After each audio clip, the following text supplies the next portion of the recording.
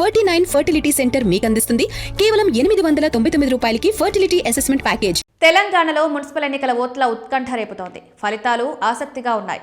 నల్గొండ జిల్లా నందికొండ మున్సిపాలిటీలో కాంగ్రెస్ కైవసం చేసుకుంది. నందికొండలో 12 వార్డులుండగా 11 చోట్ల కాంగ్రెస్ విజయదుందుబి మోగించింది. కాగా తెలంగాణ మున్సిపల్ ఎన్నికల్లో టీడీపీ బోనీ కొట్టింది. ఖమ్మం జిల్లా మధిర 10వ వార్డులో టీడీపీ అభ్యర్థి బోడేపూడి రేవతి గెలుపొందారు.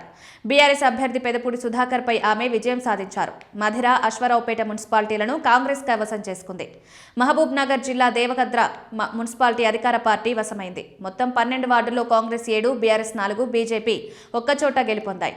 మంచిర్యాలలో సిపిఐ బోనీ కొట్టింది. కేతపల్లి మున్సిపాలిటీలోనో వార్డులో విజయం సాధించింది.